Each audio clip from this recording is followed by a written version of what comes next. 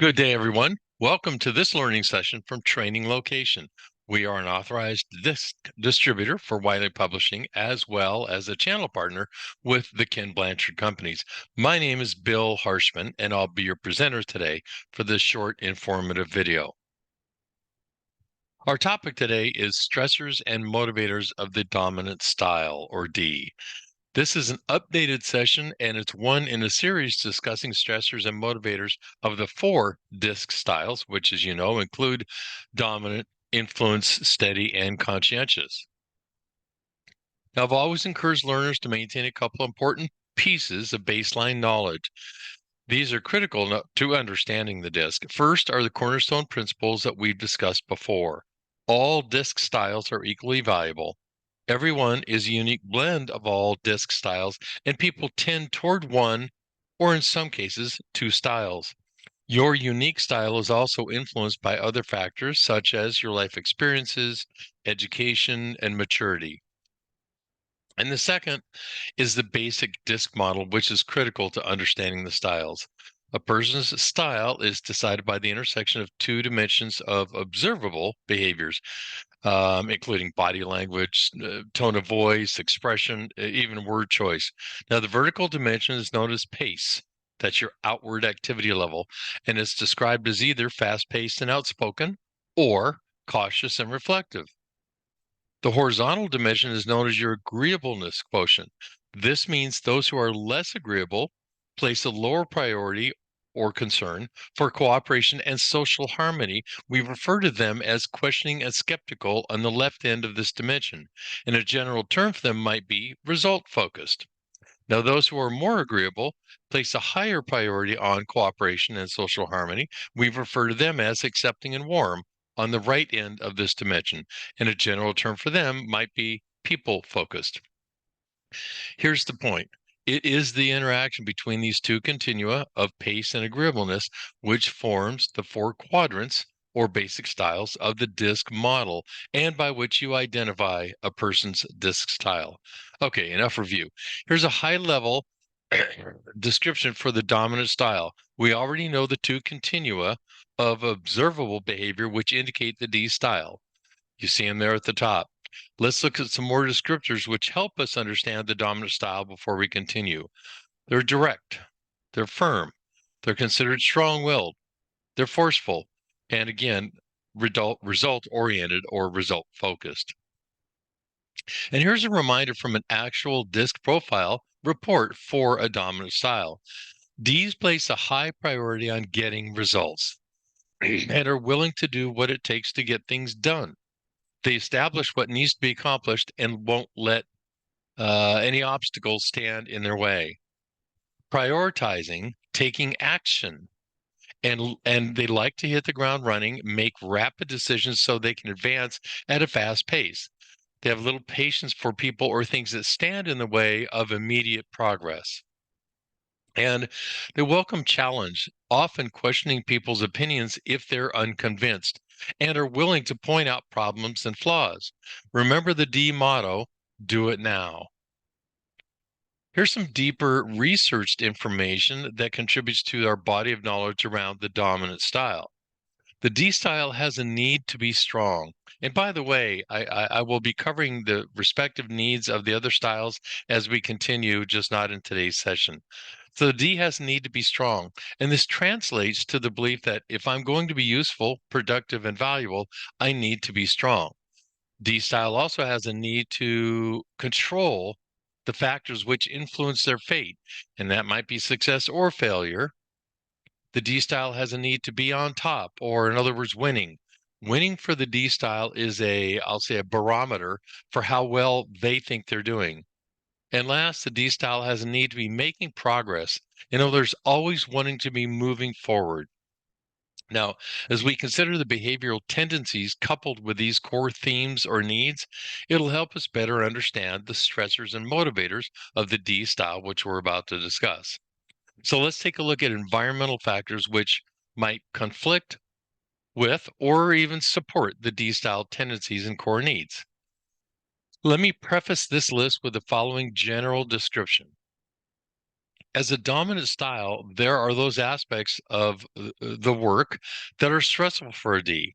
Because they're focused on the end result, they may find it particularly frustrating when their authority is challenged or if they feel they don't have control over their own success.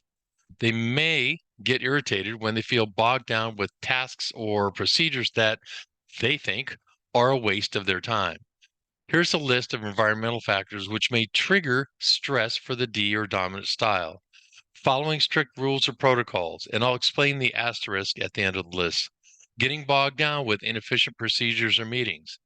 Having your ideas or authority challenged. Having little independence or autonomy. Lacking control over situations.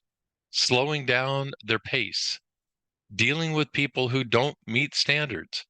Performing routine tasks and being forced to pay attention to the emotional needs of others. Now, I want to extract a couple of those points that were asterisked on the previous slide. We spoke of environmental factors that may cause stress. However, what if others' behaviors trigger those stressors? For example, can you think of another style who prefers following strict rules or protocols? I'm hoping you're thinking about a C in particular, not exclusively or not only, but at least a C, a conscientious style. Or are there other styles who prefer to work at a slower pace? Well, the very pace and agreeableness grid, one end is a faster pace and the other is more cautious and reflective. And some people do say a slower pace. So I could see a C and the S working at a pace different than a D would. Which style prefers stability and routine tasks? Well, those are characteristic of an S style, if nothing else. And also, which style or styles pay particular attention to the emotional needs of others? Well, remember the right end of the agreeableness is people focused or people centered. So just food for thought, whether you're a D, you manage a D, or you work alongside a D. So now let's take a look at environmental factors which might align or support the D style tendencies and core needs. So similarly, as before, different people find different aspects of their work motivating. As a dominant style, you probably enjoy situations that allow you to take charge and have authority. Most likely, you prefer working in a high energy environment. Here's a list: implementing ideas, having authority, achieving results, overcoming obstacles, working in an innovative setting, making key decisions, getting things moving, working toward challenging goals, and convincing others. Well, so what? I always like to ask a so what and give context to the learners here. Here's some general observations from research that might help you extract helpful information from today's lesson. Where do D leaders do the best? Well, where they're able to show confidence, take charge, stretch boundaries, and set high expectations and focus on results. The opposite, where do D leaders do the worst? Where they have to show diplomacy, showing modesty, creating a positive environment, staying open to input, maintaining composure. These are not impossible for them, it's just more difficult. And last, the need to be on top. D's think intimidation can be a useful tool for getting things done. An extreme example, remember Jack Nicholson, who I rate as a D, in A Few Good Men? He was trying to intimidate Tom Cruise in the final court scene, and it backfires. Now, a D might think, wouldn't it be better if everyone could lighten up a little bit? Or toughen up a little bit, I should say, not lighten up, actually toughen up. Is there a difference between being blunt and being honest? Bluntness and diplomacy can both be honest. Blunt has the danger of closing up the other person. Now, why would one choose the blunt option? Well, a couple of reasons. One, maybe I just don't want to take the time and mental energy to choose my words to be diplomatic, while not intending to be undiplomatic. And second, being blunt can feel more powerful and indulge my frustration about something that bothers me. Here's a quick, simple example. I feel, a quote, I feel sometimes that you're not putting in as much energy as the rest of the people on this team. Or, said another way, you're being lazy. So the key here is for the D to ascertain why they are being direct or blunt and not diplomatic. Here's a little more so what. And this is helpful whether you're a D, your peer is a D, or your coworker, or your manager is a D. Be present and monitor your behavior and your thoughts to recognize when these assumptions are being played out in the background of your mind. And an awareness. I shared in a previous lesson that your style, any style, is not an excuse for behavior. The whole key to this lesson is to be more aware of when those core needs or themes or assumptions are driving our behavior and thoughts and emotions, and letting critical thinking occur after action instead of before. So the so what is to become consciously aware of them so that you can make decisions and choices in a more deliberate, intentional, planned, and responsible fashion. So now go be a D style. The world needs more present, aware, and responsible Ds.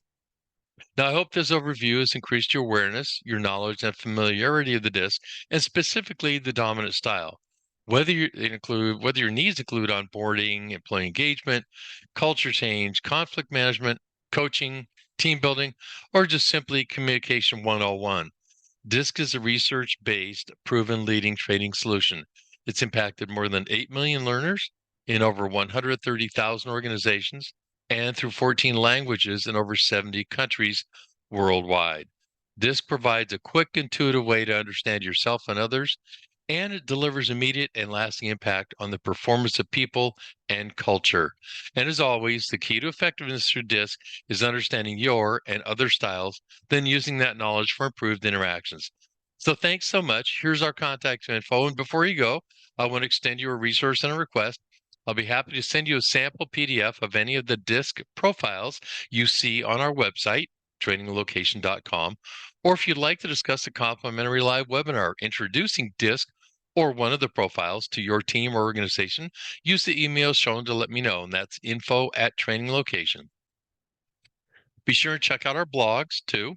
And before you close your screen, we always appreciate your like, your share, your download, and of course, for continued learning, please subscribe and click the notification bell so you don't miss any new content.